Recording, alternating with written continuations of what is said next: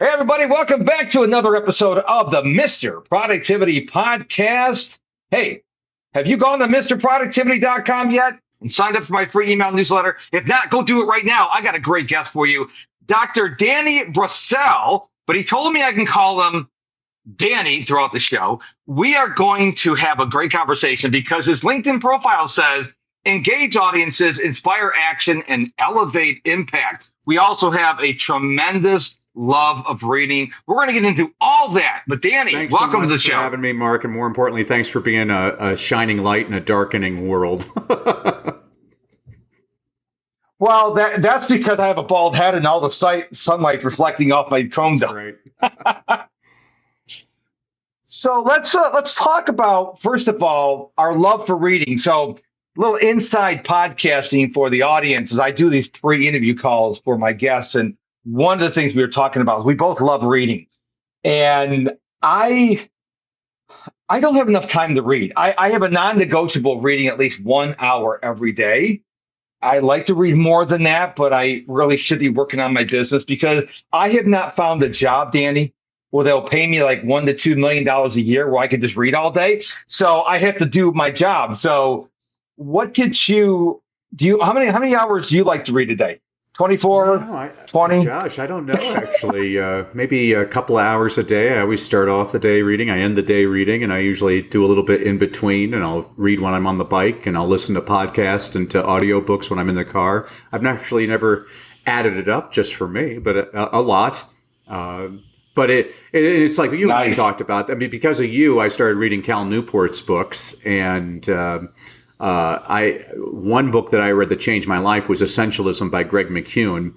Uh, and there was a line Yes. in that book that changed my life, and it refers to you as Mr. Productivity because he said in Greek the word priority can only be used in the singular, and ever since then, I give myself one priority a day. And when people tell me, "Oh, I have no time to read," I'm like, "Yeah, who has time to read after you watch the game on TV, have a couple of beers, go out shopping?" I mean, who has time? I mean, life is all about priorities. It's what you do with it. You know this better than anybody. 100%. When people tell me I don't have time, I say what you just said. I say you lack That's right. priorities, not time, because we all have the same amount of time. Now, I do not spend time scrolling on social media, very rarely, maybe 10 minutes a day. I use social media. I don't let social media use me. But I don't want people to think that I am so like I'm Mr. Productivity 24/7, 365. My favorite sport is football.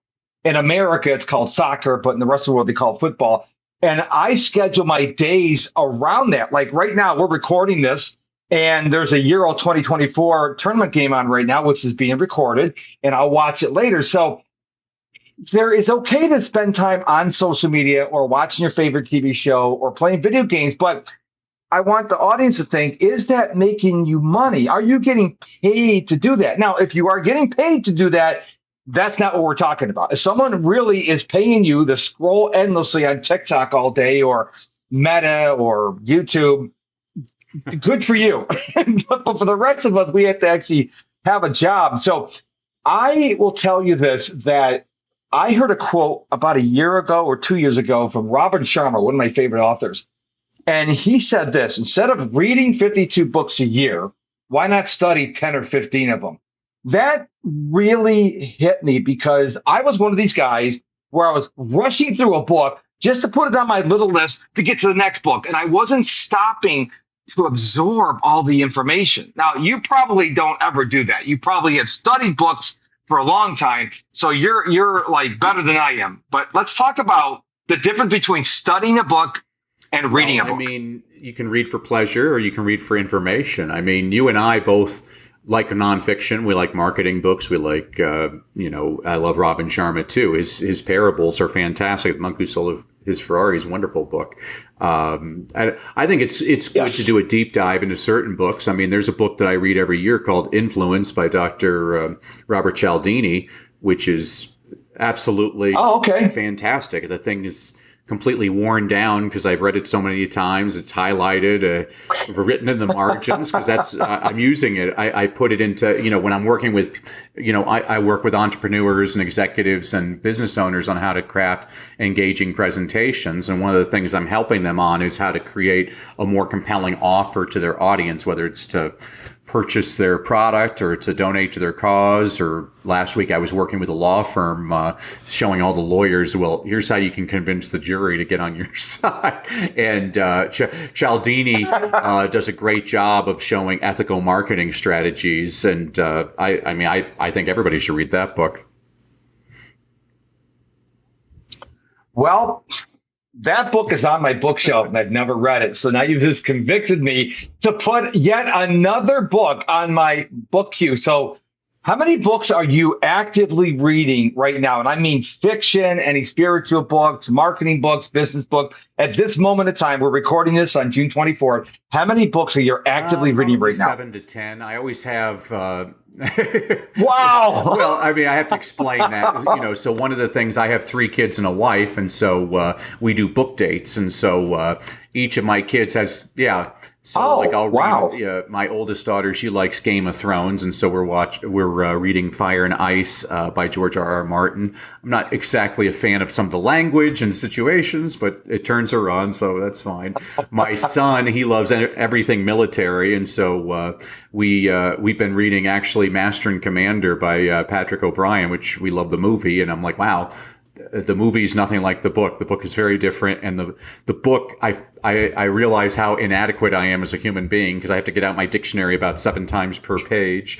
And then my youngest daughter, for some reason, she likes literature, and so we're reading The Great Gatsby, which drives me crazy. I hate that book, but the more I read it, I'm like, okay, well, F. Scott Fitzgerald, he knew how to craft a sentence.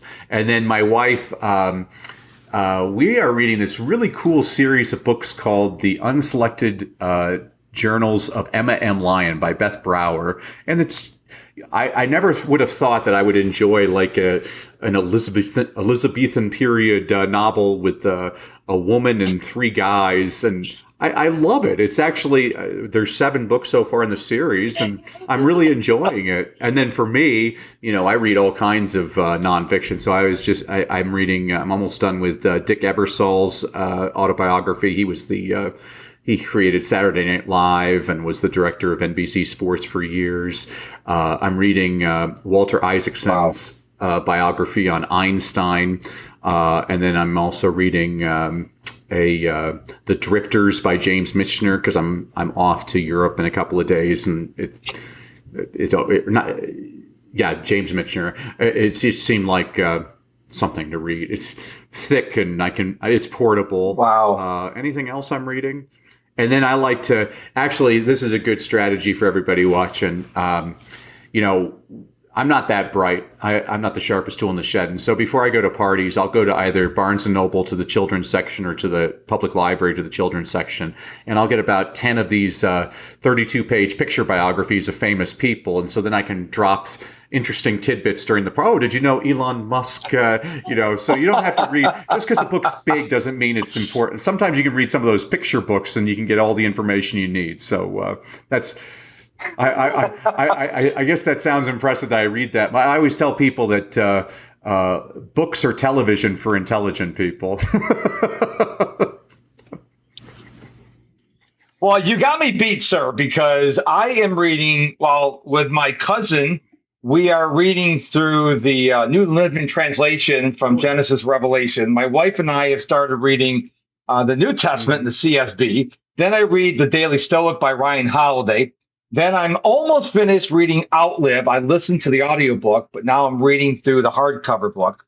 Then I'm reading a book I was recommend. I can't think of the title. It's about managing your day-to-day thing. It's from 2011. I'm finally gotten around to reading Atlas Shrugged. I mean, I had put this book off for so long. I finally started reading that. And there's one other, I can't think of another book I'm reading. I just lost my head. I think that may be it. That may be it. I think it's 5 books. So I think reading is so important. And I think so many people, they are spending so much time on their phones and so much time playing video games. And first of all, it's usually violent or vulgar. And think about what that's doing to your brain. And I just think you need to take the time to sit down and read a book. Elon Musk by Walter Isaacson was a great book. I haven't read Einstein. That's another book on my Kindle I'm going to read. I just, Robin Sharma put it this way: you should have more books in your library than you can ever get around to. And I love that because there's no way. I'm 59 now. It's not that I can't get through the books I have now. It's that I keep adding books like you recommended, Robert Cialdini's book. How do you say his name? Robert? Yeah. Cialdini. I have had that book for 4 years. Now that's going on my pile. So I've got a pile of books that are print books and a pile of books on my Kindle and a pile of books on my Audible. So I just, when I run every day, I'm listening to an audiobook. I'm listening, Area 51 by Anne, can't think of her name. She wrote the book, a best-selling book, Nuclear War. And I'm listening to all her books, an audiobook. It's just, I agree with you. Jim Rohn said, poor people have big televisions, rich people have big libraries. And that quote always stuck in my head. So, all right, let's move on to the what is it? 6 words that are on your LinkedIn page. Engage audiences, inspire action, and elevate impact. What is that all about? Break that down for us. What is it all about? Well, one of the things I do, so communication skills are what I do. So I always tell people, well, in terms of speaking, I speak over 100 dates a year all over the world. Actually, this has been my week of bees. I was in Beaumont, Texas, then Baltimore, Maryland, and I'm off to Barcelona next. In terms of reading, I've got the world's top reading engagement program online, which in just over 2 months shows parents how to get their kids to read more, read better, and most importantly, to love reading. Because I find schools do an adequate job of teaching kids how to read. But the question I always ask people is, well, what good is it teaching a kid how to read if they never want to read? I teach kids why to read because I've never had to tell a kid, go watch TV. I've never had to tell a kid, go play a video game. I've never had to tell a kid, go read. I want them to choose to do it because they love it. I don't know if you're like me, but, I was watching the soccer yesterday. I was watching Copa America and the Euro Cup, and I read a book during the games. So I read, what was the book called? It's about, A Matter of Death and Life. It's by this couple. They were both professors at Stanford and they're both dying. And it's about their experiences dying. It's very sad. Wow. I just want to interject here real quick that I was watching a video on YouTube from Patrick Bet-David. And what he does with his kids, I've never heard this before. If they want something, the currency is pages. So he says, I want this. He goes, okay, that's going to be it's going to be like 85 pages. So that's how he gets his kids to read. Is everything doesn't cost money, it costs pages because he wants to encourage his kids to read. And when I heard that, I'm like, wow, my girls are 30 and 26. I wish I would have thought about that when they were young. That's one of the strategies I share with parents all the time. My own 3 children, I have a feeling that television is here to stay, and I don't believe in resisting technology. I believe in embracing technology. And so I made the habit when the kids were very young is they can turn on the TV, but the price of admission is a book. And so that when they were little, they'd bring me children's picture books and we'd read that before they turned on the TV. Now they're in their 20s and their youngest is a teenager. And so they'll usually bring me their iPad and we'll read together some article online from something. So I love that he does that. What I say? So I'm speaking, I'm reading, and then writing, I've written 17 books. Number 17 just came out. And then in terms of listening, I work with, like I said, entrepreneurs, executives, and business owners on how to create well-crafted presentations that get their audience to take the next step. When one of the things, even with the law firm last week, I was saying, like, basically there's 3 motivations that all human beings have, one or all 3 of. Everybody wants to make more income. Everybody wants to have more freedom, and everybody wants to have more impact.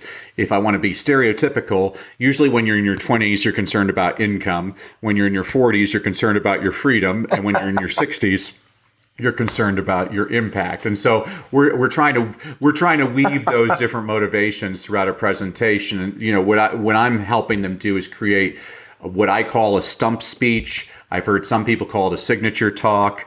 You can call it peanut butter and jelly. It doesn't matter what you call it. But this is the presentation that introduces you to the world, whether you're speaking to one person or 1,000 people, that introduces you to that audience. And so that's what I'm doing all the time and there's simple ways, Jim, you had mentioned Jim Rohn was one of my mentors, and Jim, he's wonderful. I completely agree with him.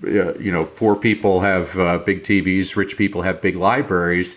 I always tell people there's two ways you get better at speaking. First of all, you have to watch lots of speakers. And so I watch 10 speakers a day. I mean, I watch them in front of big audiences, in front of small audiences, in front of international audiences, in front of American audiences, in front of men, in front of women.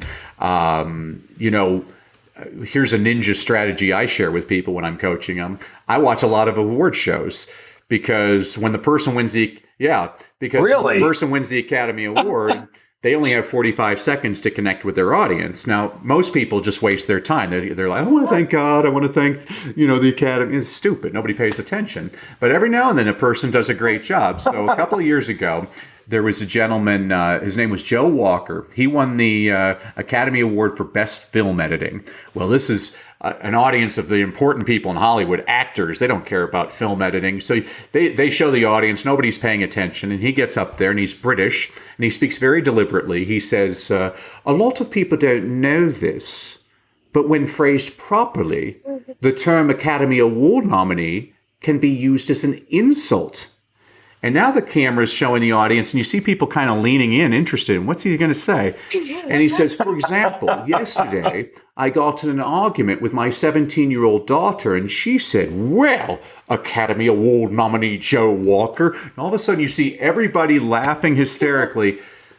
Mark, he gets off stage. I see Denzel Washington wants to meet him. Brad Pitt wants to meet him. Sandra Bullock wants to meet him. Time magazine said it was one of the highlights of the Academy Awards.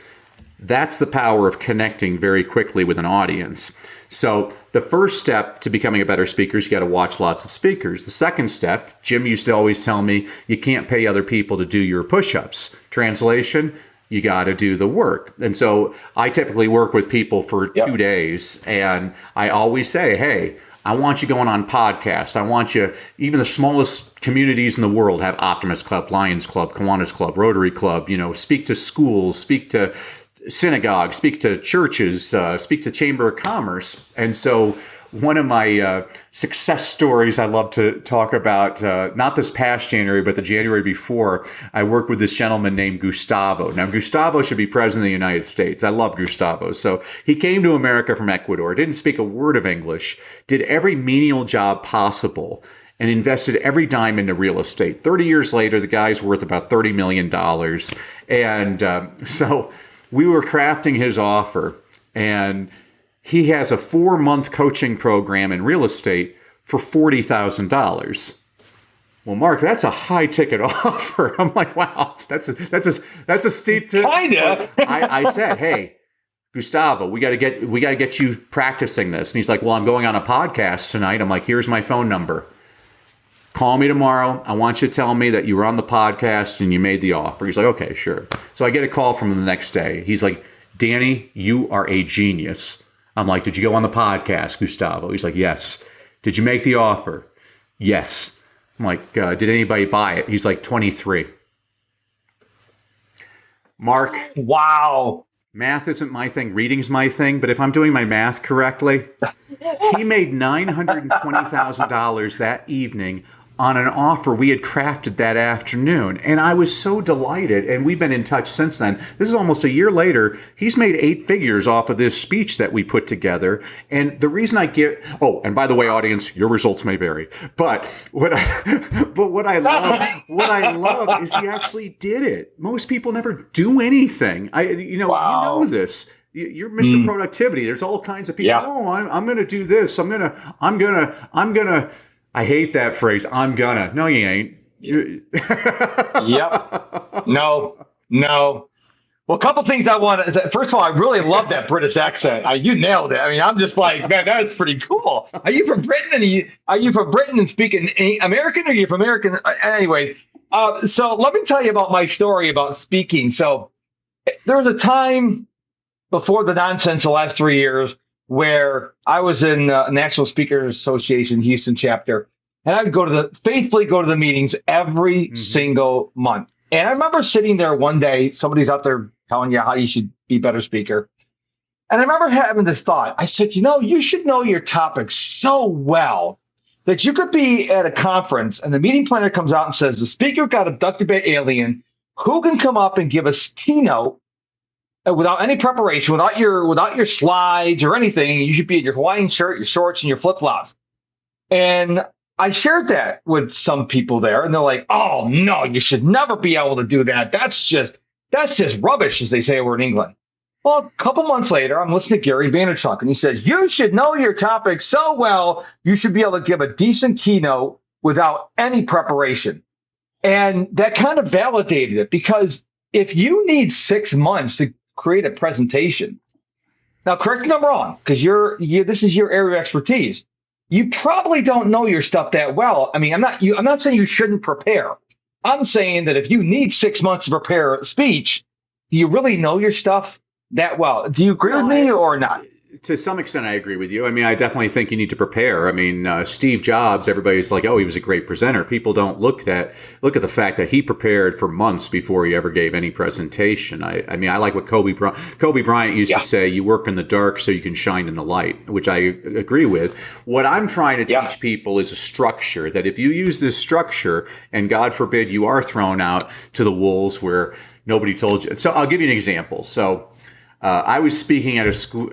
I was in India. I was just touring schools, and I went to this one school, and the principal opens up the door. There's 5,000 kids in an auditorium. There's 20 newspapers, 5 TV stations there. And he says, oh, and for the next 1 hour, Dr. Brassell is going to teach us the 3 secrets to reading better. Mark, nobody's told me I'm speaking, and I have no such speech. Well, fortunately, it's India, so I can get away with speaking slower because English isn't necessarily their first language. So I look at the kids and I get excited. I'm like, kids, today I am going to teach you the 3 secrets to reading better. Who wants to learn the 3 secrets? And the kids are going crazy. And in my head, Mark, I'm like, what the heck are the 3 secrets to reading better? And using the structure that I share with people in my 2 days working with them, in 30 seconds, I created a presentation which now forms one of the companies that I have. And thank goodness that night, that speech went on the air to a 1.5 billion people in India. And it was a total game changer.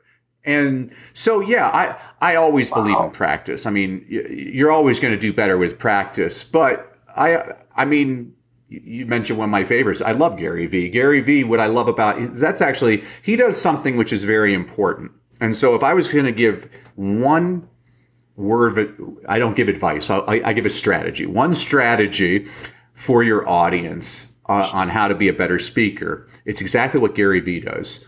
Don't share your successes. Share your failures, because not everybody in your audience has succeeded, but they've all failed. And the more you provide your own vulnerability. Brene Brown, she's a wonderful speaker. She talks a lot about vulnerability. She's from your neck of the woods, Houston.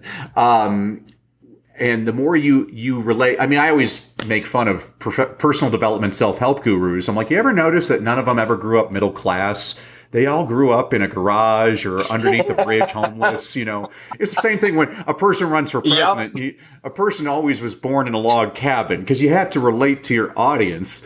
And that's a great strategy. And Gary Vee, what I love about him, he's very authentic about that. I mean, it's difficult. If he was on live television, you'd probably just hear one long beep the entire time, because every other word out of his mouth is an F-bomb. But he's very authentic, and he also understands his audience. I mean, Gary Vee is not speaking to churches. He's speaking to entrepreneurs and to people that want to make money. It's a different crowd. You need to understand that's the most important thing. I mean, like the 2 questions I always ask people to start our time together is, who is your audience and what is the problem that you solve? If you can answer both of those questions, you're in pretty good shape. And if you can't answer both of those questions, I'm telling you right now, you don't have a business. I appreciate you saying that. And I do something different as a speaker. I've actually adopted the clean version of Gary Vaynerchuk speaking. So a lot of speakers don't like to do Q&A because it's the unknown. What are people going to ask? Once I learn that I can say, I don't know, made things a lot easier. So I do come prepared, but what I do is I try to get there early and I try to mull around and get the interest of what people are dealing with. Is it overwhelm? Is it social media? What is it? And then I'll tailor my presentation in the moment at that on that particular topic. And I may say, oh, who's that question? Don't be afraid to interrupt.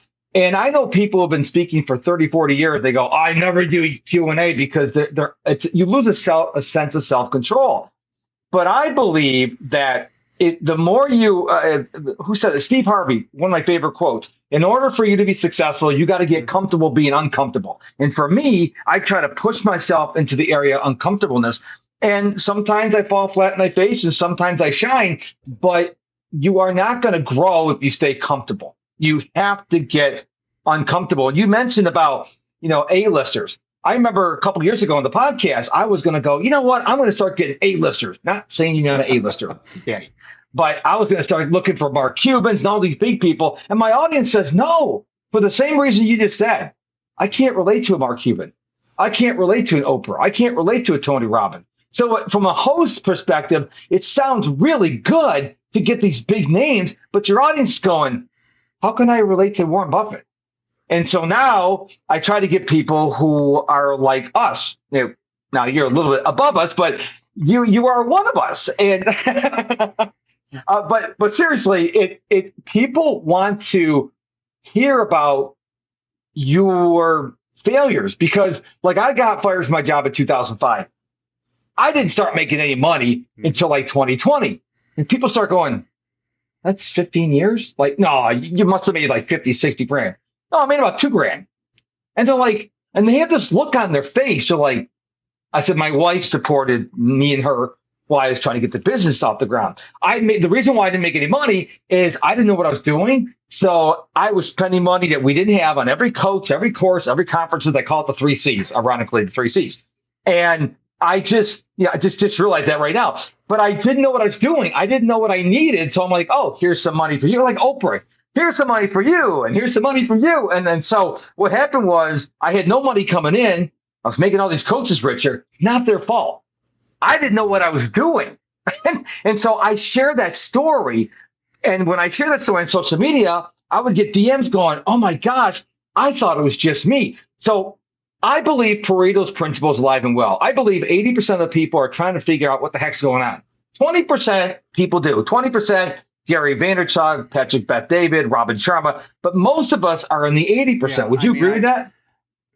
I actually refuse to coach people that aren't willing to do the work. I mean, I have a 2-step process to my coaching is A, listen, and B, do it. And I actually hold people accountable. I call people up every 3 months to find out where they're at. And I love what you're talking about.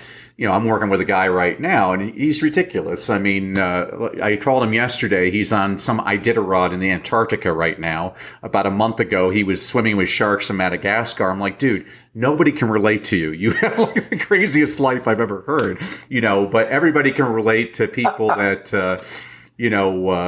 are arguing with their spouse on, should the toilet paper go over or under? People understand that. Absolutely. The great debate. That's, you need to be relatable like that. That's why I've never been impressed by people that are trying to impress you. I like people that aren't trying to impress you, that speak like real. That's where Gary Vee's appeal comes from is, he's highly successful, but he talks about, he works. That guy works harder than anybody. I mean, I think there's actually 25 hours in his day and 8 days a week because I've never seen a person. It's like David Meltzer. David Meltzer is another one of these guys where every single day for like the last 4 years he's done either a podcast or a video thing. I mean, I'm like, how do you do that 7 days a week? That's amazing. He's very tuned in. But that's great. I mean, I worked with a guy, Jason, about 3 years ago, and I told him the same thing. I'm like, hey, if nothing else, go on Facebook Live. I want you practicing. And so he did it. The next day he went on Facebook Live, and some woman from Ontario, Canada, accidentally watched him, and he stunk. And the second day he went on, and like 3 people when we're watching him, and he stunk, but he stunk a little bit less than the first time he did it. Well, 3 years later, 3 years later, Mark, he's got an audience of about 6,000 people. He didn't make seven figures last year, but he made high six figures, and it was because of consistency. I mean, your old podcast, I mean, you had like, I think you almost, I don't know if you did a full year, but you were doing it every single day for like 300 days in a row. I'm like, how does he do that? But it was something that caught my eye with you. I'm like, wow, this guy, he's committed. And that's how I knew you were going to be successful. It's the people that succeed are the people that do the work.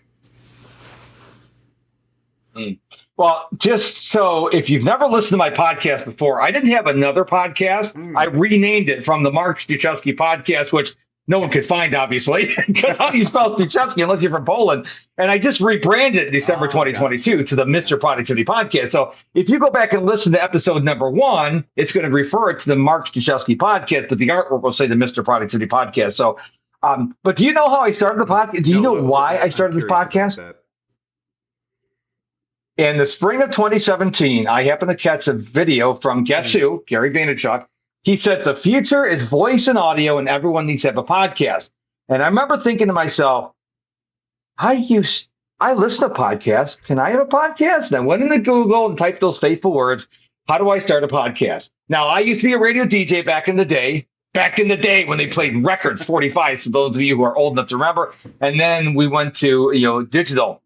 And I had my MacBook, and I had bought a microphone. And I remember the first episode, July 7th, 2017, which is 7-year anniversary coming up real soon.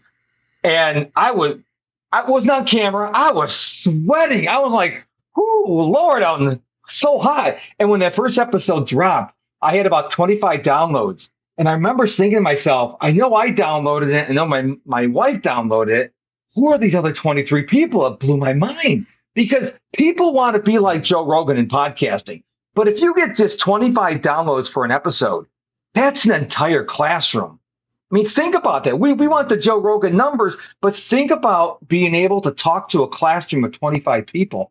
When a mentor told me that, I'm like, whoa, yeah, I would love to have the attention of 25 people. And so I never talk about my downloads anymore. I don't care, because it doesn't matter, because just because the podcast is downloaded doesn't mean A, it was listened to, B, it doesn't mean they're going to take action. So there's a long process for you to find the podcast, download it, listen to it, and actually take action. So, I mean, you talk about consistency. What I do video podcasts now. So this video will wind up on X.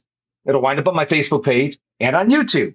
And the audio podcast will be everywhere else, because I don't know if people want to watch it or listen to it. And on my blog, on my website, there'll be a Claude AI will take the transcription. It'll make it into a blog post. I'll have the audio player, and I'll have the YouTube video there, because some people like to watch, some people like to read, some people like to listen. But there's something to be said about consistency. So when people ask me, how do you post every day on social media? Well, I have a secret weapon known as my wife. She's my video editor. I've got tons of video content. And all I have to, she schedules the stuff for Meta, X, and TikTok and YouTube. And then I manually do it on Threads and Snapchat. But just keep putting content out there, because you never know when that one person is going to see your video and go, oh my gosh, who is this guy? And all of a sudden you get a client. So I think there's something to be said, what you said about being consistent. And I don't mean being consistent for 2 weeks. I've been doing the podcast nearly 7 years. And you're right, good memory. In December of 2020, I had this lame brain idea that I'm going to be like Gary Vaynerchuk. I forgot the fact he had 15 people on his podcasting team. And so I'm going to go a podcast every day. And so I started doing interviews 5 days a week. Well, the problem is, if Danny said I'm sick or I lost the internet, now I have to stop what I'm doing to create an episode, because I said every day. I made it from Christmas Day 2020 until the second week of October of 2021, every single day. But I'll tell you this much, Danny, I got lazy, because if you had a microphone, you could talk about real estate, investing. I got lazy, and now I don't do that anymore. So I make sure that my guests, such as you, can actually help the audience. But I can't. Persistence is power. The one final thing I'll say about podcasting is, if you're going to think about starting a podcast, I'm here cheering you on. Don't get in it for the money. Get into it to serve people. You'll be better chance. You have a higher chance of success Yeah, that way. completely agreed. I mean, in the consistency, you know who understands this? TV stations. You know, Seinfeld isn't on Thursday one day and then it's on Monday the next week. And one week it's 28 minutes and the next week it's 64 minutes. No, it's very consistent. The other thing that you were saying, which I completely agree with, I always tell people it doesn't matter how many people are in your audience. All that matters is who is in your audience. And the example I like to give was when I first started speaking, I was getting paid $700 a day to speak. And my local library asked me to do a free speech at the local library. And they said, oh, we'll have 500 people to come watch. I'm like, oh, that sounds great. Yeah, that sounds great. Well, 4 people showed up, Mark. 2 of them were my realtors, and the other 2 was a Hispanic couple that didn't speak a word of English. But I believe in giving 110%. And so I did as much in Spanish as I could. We had a lot of fun, enjoyed one another. Here's the teaching point. The Hispanic woman was taking English classes at the Adult Literacy Center. She recommended me to give a 45-minute keynote for $4,000. Which was 6 times my daily fee at that point.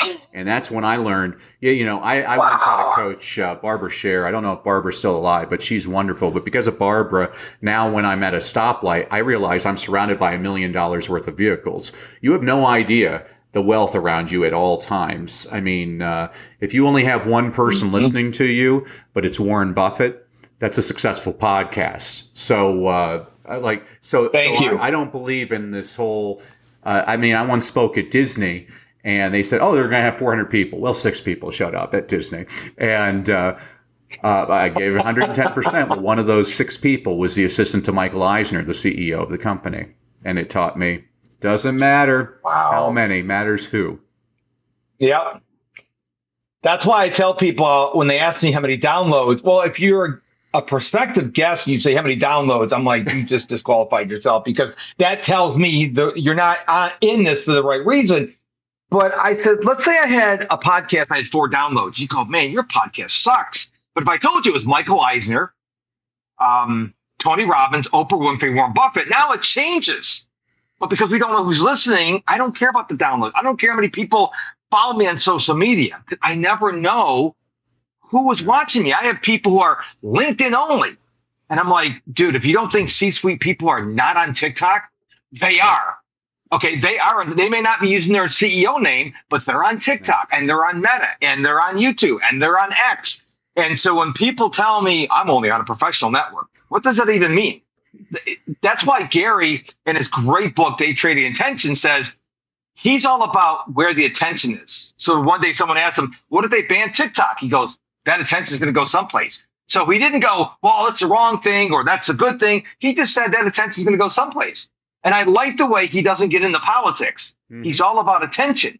So Facebook's attention is come and gone, and now it's back again. Instagram is oversaturated. Now they're coming back. TikTok is trying these things. And that's why I think you have to be everywhere.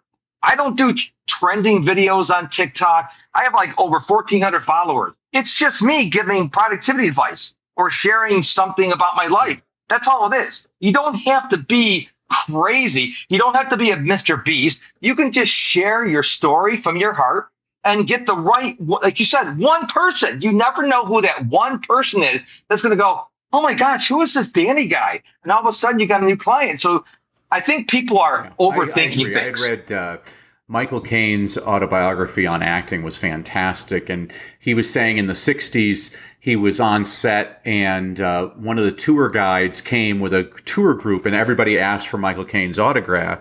And Michael generously signed everybody and everything. And the tour guide was apologetic the entire time. Well, the tour guide was Michael Eisner, who became the CEO of Disney, and he never forgot. And so that's why I'm a big believer. You know, I tell this story. I'm a huge USC football fan. And one time I was in Heritage Hall and the coach at the time, Pete Carroll, he was walking and I'm like, hey, coach. And he looked straight at me and he totally blew me off. And that was actually one of the most important things ever to happen to me, Mark, because it taught me every encounter matters. He didn't know I was going to become a speaker and tell that story to over 100,000 people. The guy can be Mother Teresa. He'll always be a jerk to me because he treated me. But it taught me a very important lesson is treat the janitor the same way as the president. And, and it's the same 100%. Thing with what you're saying is your podcast is a success when I guarantee you there's at least one suicidal person listening to this right now. I mean, the COVID really screwed up a lot of people. I see it all over the place. We have no idea the psychological effect. Yeah. And if you can speak some encouragement into that person's psyche, you've succeeded. I mean, you're reading the Bible. I mean, I read the Bible, it's not called the book of words. It's called the book of acts. What can I do to make a difference to help other people? And that's what, Yep. I mean, when I hopefully meet God someday, he's not going to say, well said, Danny. He's going to say, well done. Well, thank you for giving me another book to put on my list. The Michael Caine autobiography. It's another book I got to go out and put on my list. You'll like this. There's another story in that book that was fantastic. He wasn't getting any roles. And so what he decided to do was to buy these really thick glasses. And all the casting agents started remembering he didn't even need glasses. They're like, oh, who's that guy with the thick rimmed glasses? And I'm like, wow. That was, I was judging a speaking competition this year, and it was the second year of the speaking competition, and the first year was the last year. And so I asked like 100 people, I'm like, oh, who were the 3 finalists? And they said, oh, there was that guy, there was that woman, and there was the cowboy. That's called a clue. Next time I'm speaking, I'm wearing a cowboy hat so people remember me. Yeehaw. Well, I think it's funny. People miss a tremendous opportunity because one of the things I like about Gary is he's so approachable. If you happen to see him walk on the streets of New York City or in the airport, you can walk up to him and say hi. He's not like, I'm better than you. Okay. He's very approachable. And when people meet him, can I get a selfie? Can I get an autograph? You've got a very smart man. Why don't you take 60 seconds and don't ask for anything? That's a mistake people make. Hey, can you be on my podcast? No. What is something I can do to serve you? Because 99% of the people are going to ask for something. They're going to ask for a selfie. They're going to ask for an autograph. Hey, can you do this? Ask the person, hey, what can I do for you, Gary? What can I do for you? And they're probably going to pause because how many people ask that question? They're always asking something from the person. But if I ever do that, I want to say, hey, what can I do for you? I mean, can I comment on your, what can I do? And I think if people would stop asking for pictures, they're just another human being. At one time, Gary was nobody. Tony was nobody. Oprah was nobody. And I think we got to lead with a heart. We got to lead with giving. We got to lead with a sense of, let me serve you instead of, hey, what can you give me? And it took me years to finally understand that. Magic Johnson was talking about was when he was a rookie, this father with his son asked Kareem Abdul-Jabbar for an autograph, and Kareem told him, screw off. I don't have time for. He used stronger language than that, and basically blew off the kid and his dad. And Magic goes up. He's like, well, I don't know if you'd like a rookie, but I would love to have my picture with you and sign whatever you need. And the father is like so happy. He's like, okay, yeah. And so he gets the picture, whatever. Well, Magic, when he was first starting to create Magic Johnson Enterprises, I mean, now he's a billionaire, by the way. But when he first started out, contrary to popular belief, ex-athletes, people don't like to do business with them. They think they want to get their pictures with them, but they don't care about giving them money. I mean, so Magic kept on asking banks for like $100 million, and they'd get their picture with them, and they're like, well, we're not giving you $100 million. And so he goes to this one guy, and he asks him for $100 million. And the guy's like, well, tell me more about what you're trying to do, Magic. And Magic explains it. He's like, nah, I can't give you $100 million. You need at least $500 million for that. Here's a check for $500 million. And Magic was like, he's like, oh my gosh, like, why are you doing this for me? And the guy opens up his desk and he takes out a picture, and it's him with his son with Magic. No way. No way. Oh, wow. Which again, Magic didn't do it for that reason. Magic was I'm a huge Magic Johnson. I love Magic Johnson. But what I loved is, kindness counts. And, I'm a big believer in the universe rewards kindness. Wow. There is this is not a political podcast, but one of my favorite people I like to watch is Dan Bongino.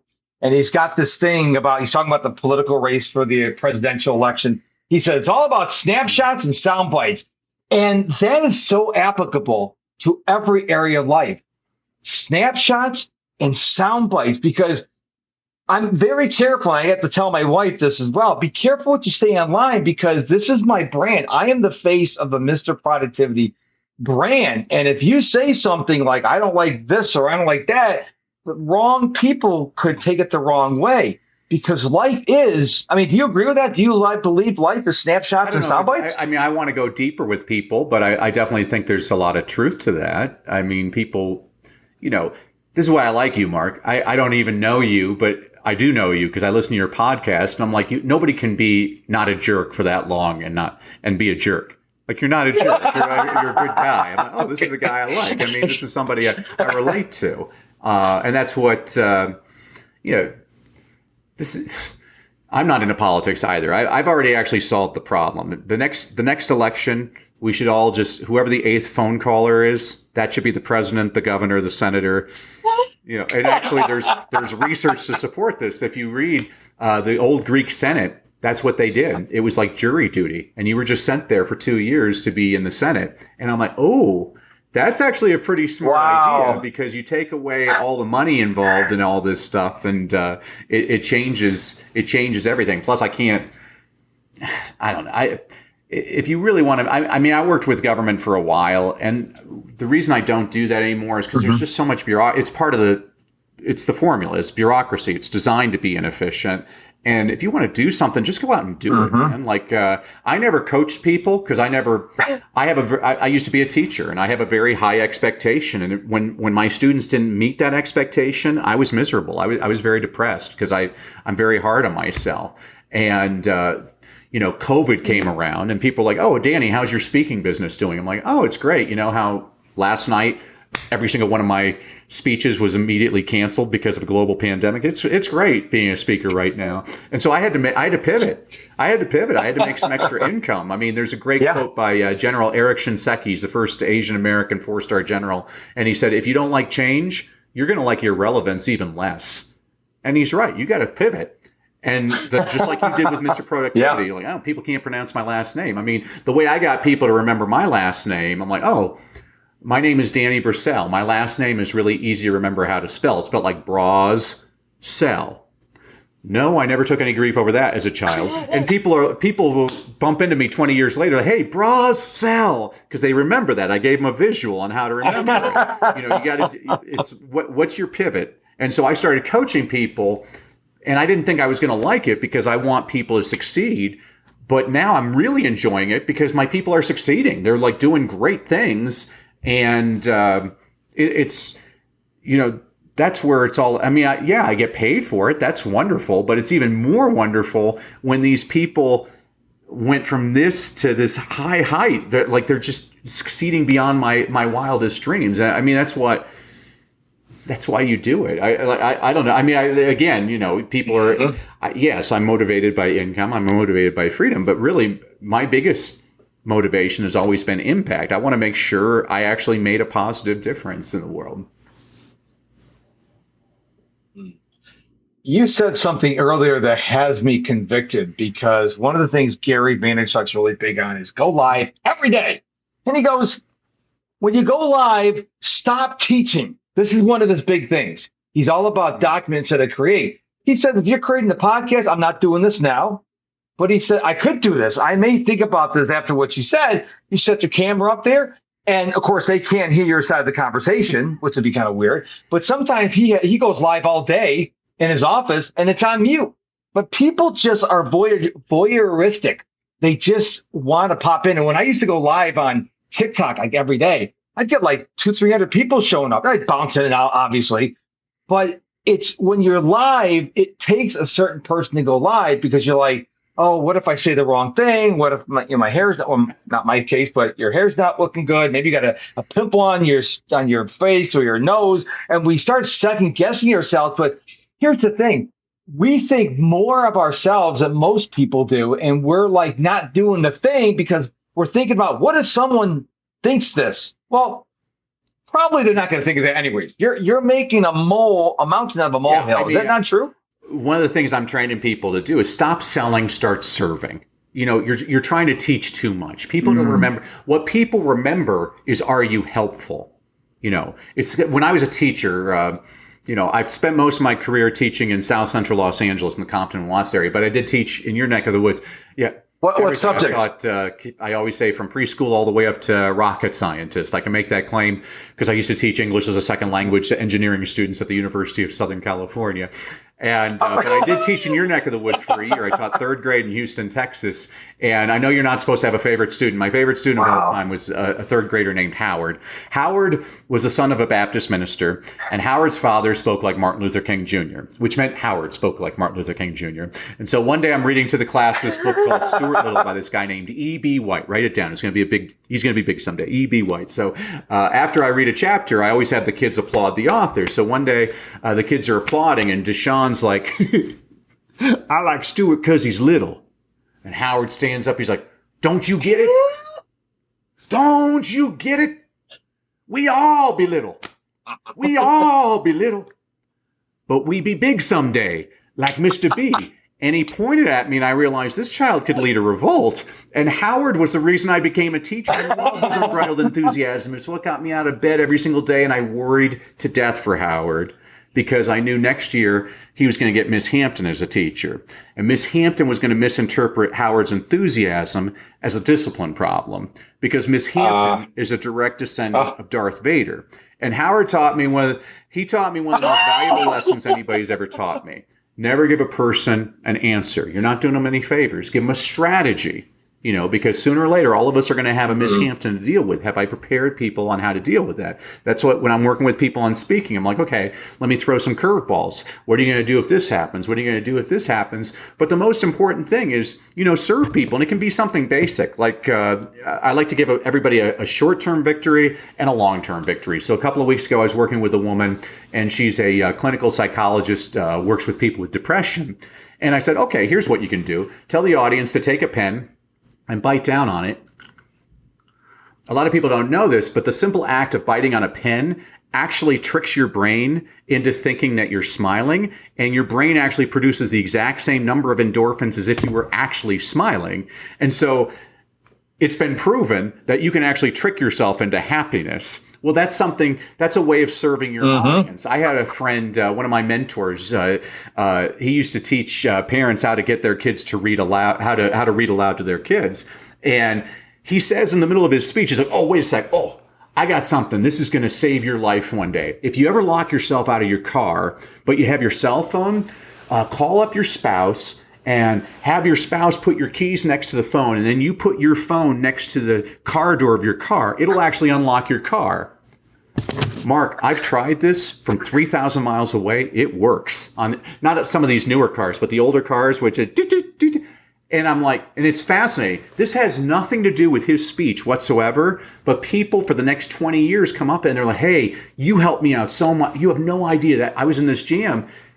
But that's what most people aren't trying to be helpful. They're trying to sell something. If you actually just go from the service perspective, so I tell people, I'm just like you, Mark. I'm like, most people waste their time on social media on these things. But, I find that this is actually a useful teaching tool. So I'm a bad Christian. I'm always trying to learn different scriptures. And so, right now, every morning at 7:14, I've been practicing 2 Chronicles 7:14, which is if my people who are called by my name will humble themselves and pray and seek my face and turn from their wicked ways, then I will hear from heaven and I will forgive their sin and will heal their land. Okay, good. I've gotten that. I saw the movie Dune. Yeah, I saw the movie Dune. I didn't like the movie, but I love the book, Dune. And there's a thing in Dune called the Litany Against Fear. So every day at 9/11, I've been practicing the Litany Against Fear, which is I must not fear. Fear is the mind killer. Fear is the little death that brings total obliteration.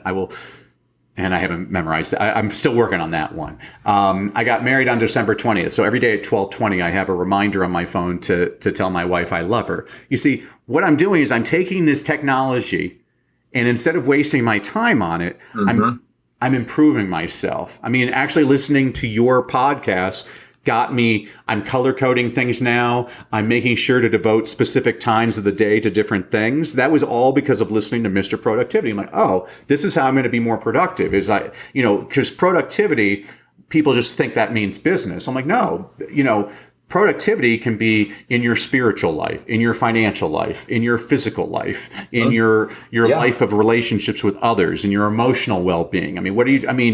You can be productive sitting there watching soccer all day and having a beer. It's helping your mental health. That's great. That's a great use of your time. And then that way you'll come back better.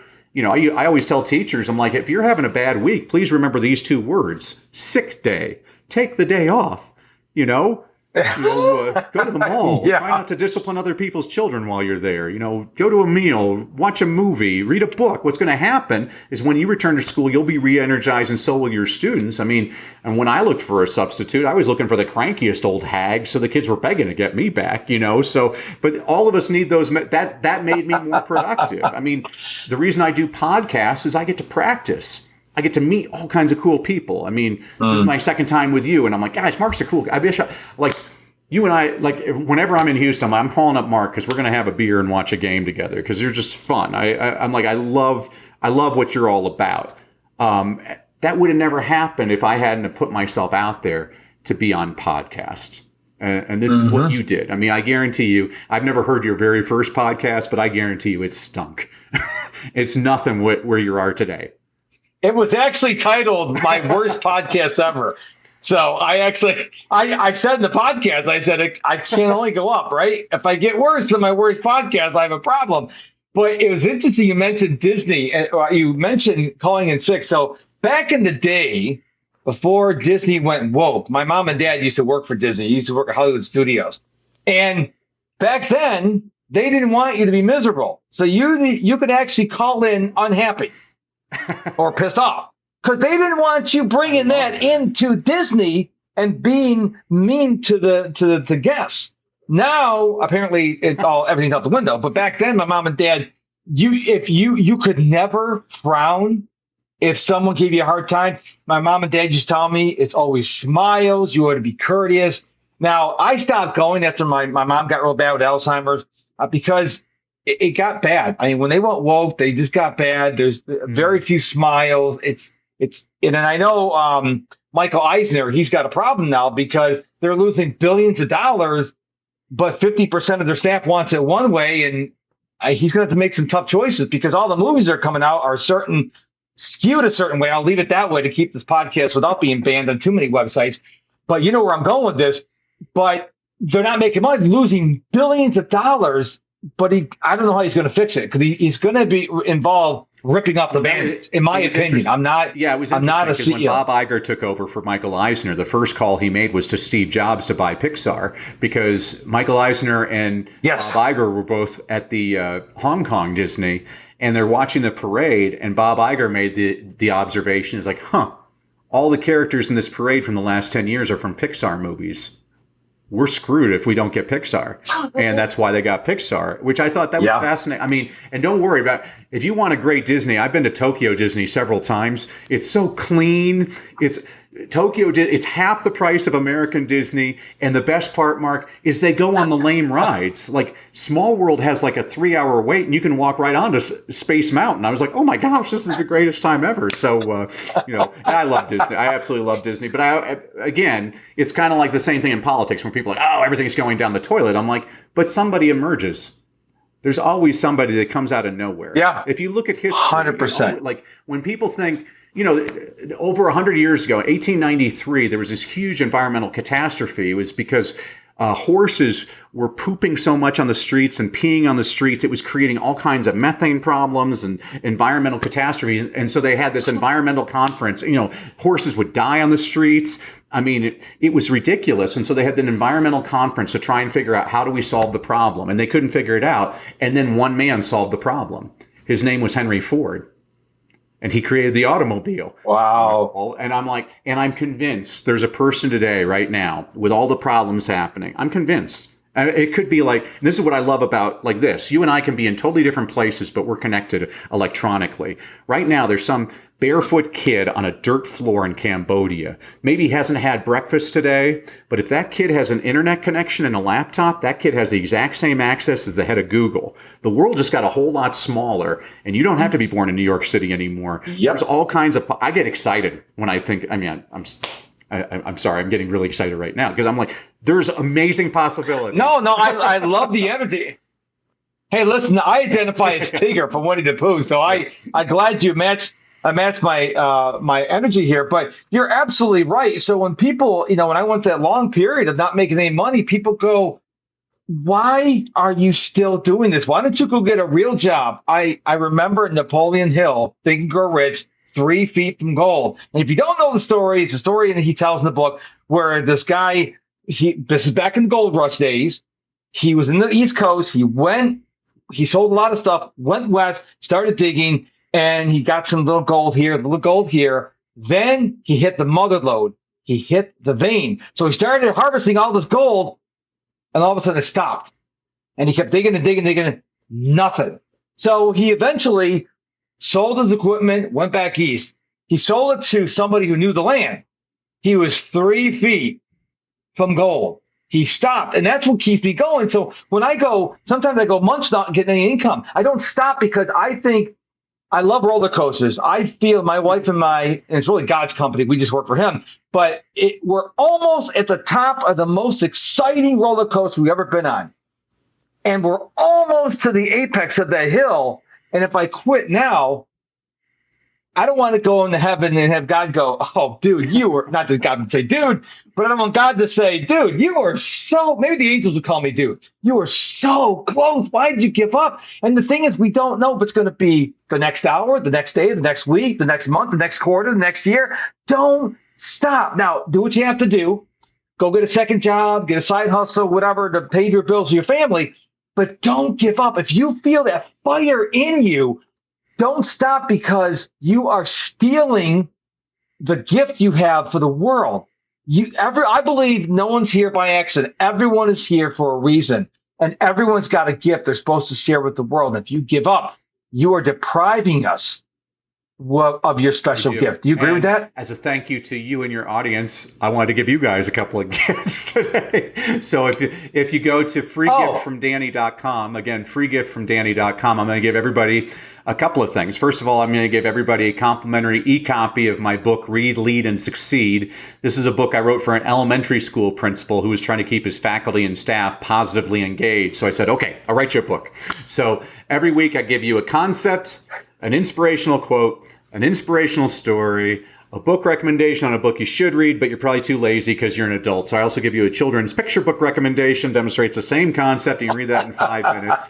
Also, I'm going to give everybody access to a 5-day reading challenge I did last summer for about 700 parents around the world, where every day for an hour, I give you all kinds of strategies to get your kids to read more, read better, and most importantly, to love reading, because the way we need to get kids excited about reading, the more excited we get kids about reading, the more likely they are to read. And the more you read, the better you can get. You can get all that at freegiftfromdanny.com. And I just wanted to thank you again, Mark, for having me. I just love your energy. I love what you're doing. You are making a positive difference, and keep on doing it. Well, thank you so much, Danny. And freegiftfromdanny.com and MrProductivity.com. 2 easy URLs to remember. And we'll catch you on the next episode.